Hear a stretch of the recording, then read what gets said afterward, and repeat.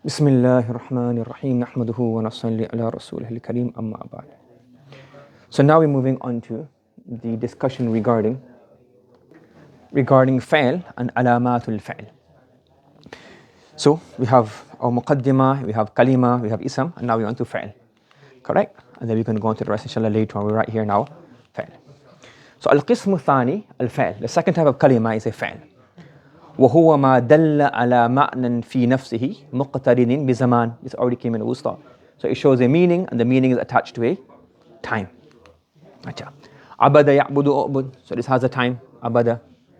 So it has the meaning of abad, ibadah, and it also has the meaning of, so it has two meanings, the ibadah meaning, and it also has the meaning of madi.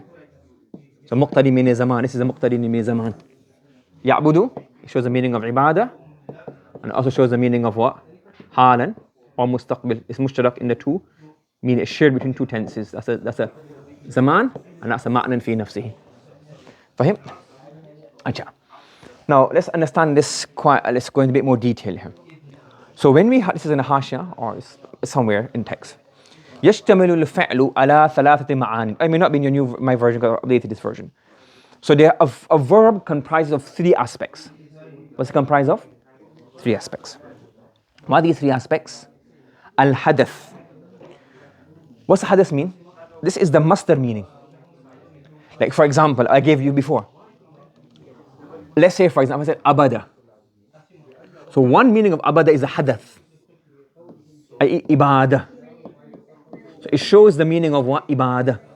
It shows that Nasara shows the meaning of nasrun. Fatah shows the meaning of fath. Samih shows the meaning of samh. Afa shows the meaning of afwan. Yes? Istaghfar shows the meaning of istighfar. The meaning of the hadath, the actual action. You say action of the action. Fahim? And this is what we say, تدل على معنى. That's وهو المعنى المدلول من الفعل. That's the meaning we understand from the فعل. Yes? When we say على معنى في نفسه, that's the meaning we understand, the معنى of the hadath. The second one is zaman. That's a hay'ah. So the sigha, or we can call it the hay'ah. The sigha or the hay'ah being on the form of fa'ala, yaf'alu. That sigha, that hay'ah, what does it show?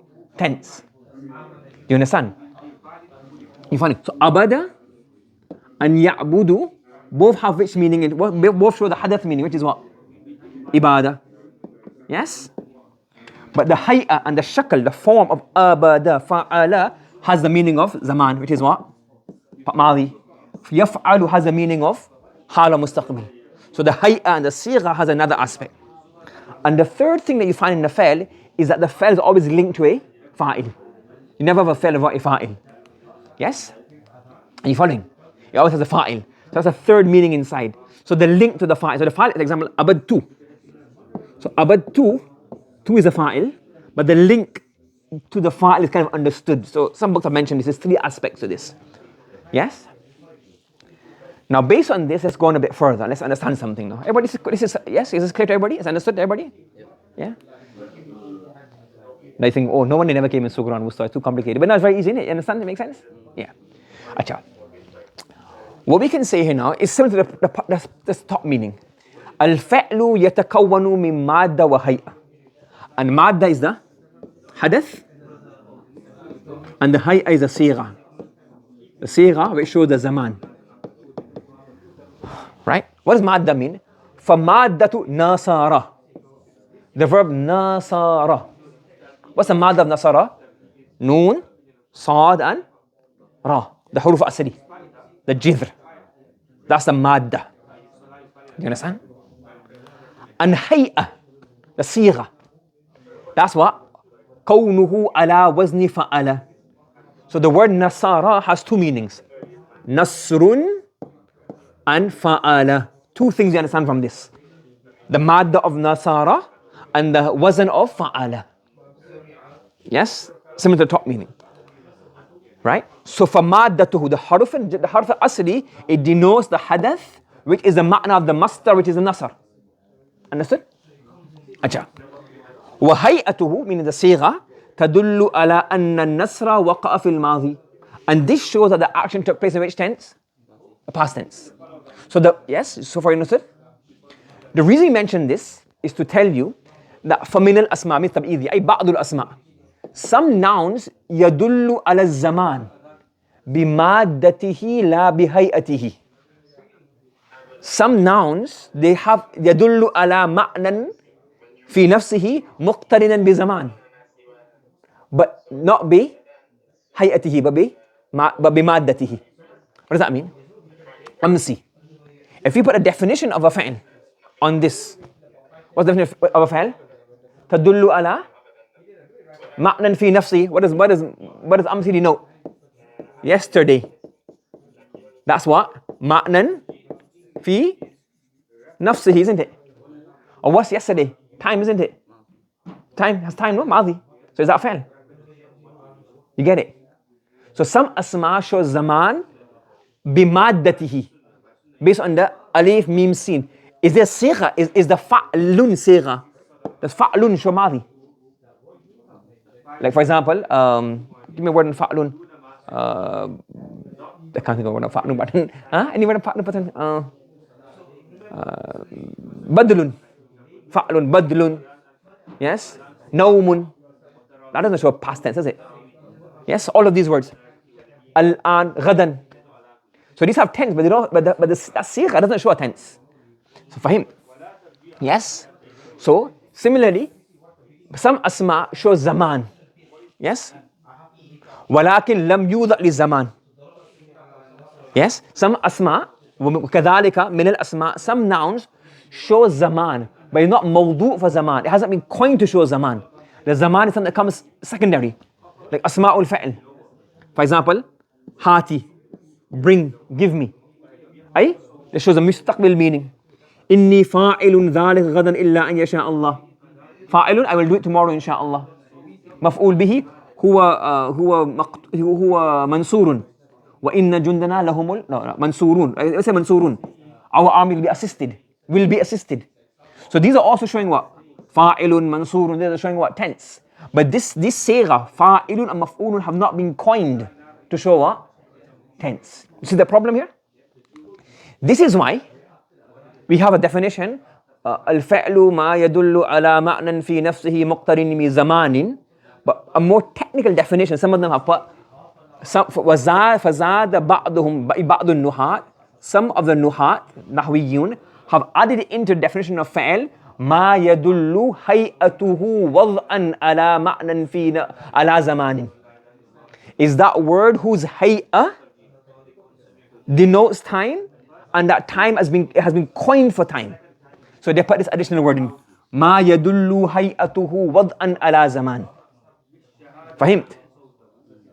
So they say a verb is that word whose hay'ah has been coined to show the meaning of time. And then if you put this definition, then you don't have any other ishkal. That definition is a baby definition which works, but technically you have that problem with the definition. Because amsi shows time, fa'ilun shows time, and they're all nouns. So what we say is that word whose hay'ah, whose sigha has been coined to show time. Is fa'ilun coined to show time? No. Is maf'ulun coined to show time? No. Is amsi fa'ilun coined to show time? No. They show time bi maddatihi, not bi hay'atihi. And they're not being coined to show time. So that's why if you add this definition, it avoids that ishkal. Again, this is this useful stuff. But yeah. فهمت؟ अच्छा. What are the علامات of a فعل? What are the علامات of a فعل? التصريف إلى الماضي والمضارع والأمر والنهي. That this has the potential to be conjugated to ماضي or مضارع or أمر or نهي. So فعل, it can be made فعلنا, it can be made يفعل, it can be made إفعل, it can be made لا تفعل. So any word that has the potential to be conjugated into different sigha is going to be what? What's that going to be? It's going to be a فعل. Understood? Next. واتصال الضمائر البارزة المرفوعة. This is kind of, when you conjugate it to ماضي and مضارع, automatically what are you going to have on the end of it? ضمائر. So, but is it a separate or is it an off branch? It doesn't really make a difference. So, the attachment of a ضمير بارز مرفوع. We already done ضمير, we already done بارز, we already done مرفوع before. There's no need to go on to explain that again. Yes? So anytime they have a ضمير مرفوع بارز which comes at the end of a verb, That means that end of a word, that means that what? This is going to be what? This is going to be a verb. Because nouns can't have zamir baris at the end. Amantu, amanu, you have a ta at the end, you have a waw at the end. Now this is what? This is now a sign that this is a verb. Wa min alam, now that's a general alama. This is min alamatil amma. The general, the common, this is a common alamat of a verb. Every verb, and most verbs have this potential. It can have a zamir marfu baris at the end and it can be conjugated. Some other alamat which are khas to madi, some alamat which are khas to mudari and amr, ittisalu ta'id ta'nith sakina. Some of the alamat which are khas with madi is attaching the ta'ud ta'nith sakina to the end. For example, amanat. So ta'ud ta'nith sakina at the end. That means this, the fi'l madi, when you have ta'ud ta'nith at the end, or it has a potential to have the ta'ud ta'nith sakina at the end, this means it's a fi'l. وَمِنْ عَلَامَاتِهِ الْخَاصَّ بِالْمُضَارِعِ. And some of the alamat which are khas to the mudari.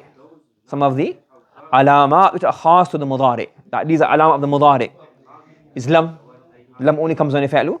Mudari. Lam yalid wa lam yulad. So now lam comes on yalid and lam comes on yulad. That means that the word walada, yalid is going to be a verb. Fahimt? Yes. Was-seen. Sayarhamuhumullah. Allah will have mercy upon them, inshaAllah. So now this is going to be a fi'l mudari because of seen comes on it. سوف أستغفر لكم ربي إنه هو الغفور الرحيم. فهم؟ ومن continuing وافتتاحه بحرف من حروف المضارعة. من الحروف المضارعة وحروف المضارعة نأتي. If any فعل مضارع has alif, noon, ta, ya at the beginning, that's also a sign that this is going to be a فعل مضارع. والله يحيي يا ويميت. Yes? فهمت? There's nothing to explain in this. When you know sarf and all that, it's very easy. Noon ta'keed.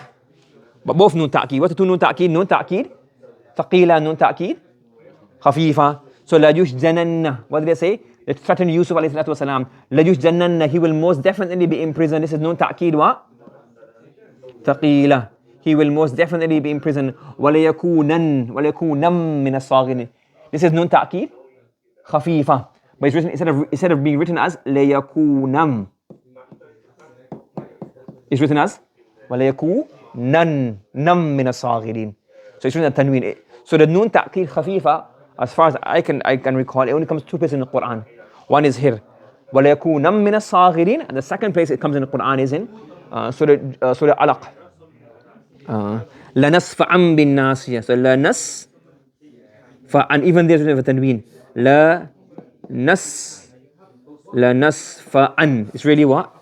Lanasfa'an. Correct? Lanasfa'an. So in the Quran it comes two places and both places written with tanween. So any of these two coming onto the end of a word shows that it's going to be a fi'l mudari. A fi'l and a fi'l mudari specifically. You have some alamat which are shared between madi and mudari. قد.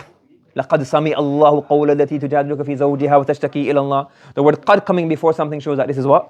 A فعل. فعل ماضي. It can also be مضارع. وقد يعلم الله. Allah surely He knows. Certainly Allah knows. Yes, all came before. In Wusta. What's a khas with Amr? دلالته على الطلب مع قبول لا المخاطبة. So now all the ones we had before were alamat lafziyya. Like the words in it.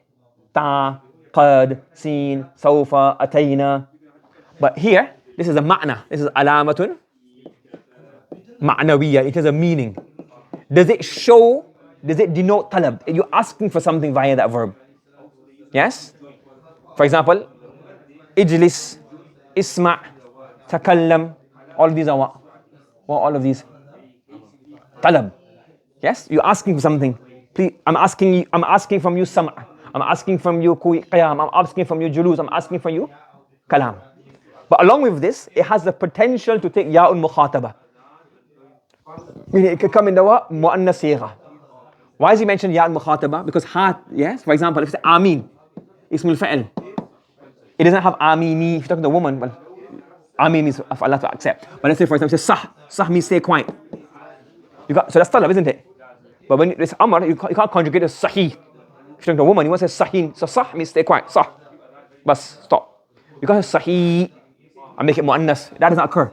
So it shows talab, but you can't have that ya at the end. Mu'annas zamir. So that's why you put ma'aqabuli ya al-mukhataba. So if anything shows talab and you can conjugate it until it gets ya mutakallim, ya mukhatab, sorry, ya mukhataba. Then you will say this is amr. If not, it says the same thing here. يدل بطلب بمادته لا بهيئته. فهمت؟ Yes. Acha. Udkhuli jannati wadkhuli jannati. So wadkhuli is a ya al-mukhataba. It has talab. This means that this is a sighatul amr. فهمت? Nothing explained here really. You following? Yeah? Everybody online following? All of this is basically explaining or making explicit what we've already studied in different places in Nahw throughout our studies in Sughra, Wusta or Sarf and Nahw. Understood? Any questions from anybody before we move ahead? Subhanallah wa bihamdihi, subhanakallahumma wa bihamdika wa nashhadu an la ilaha illa anta wa nastaghfiruka wa natubu ilayk.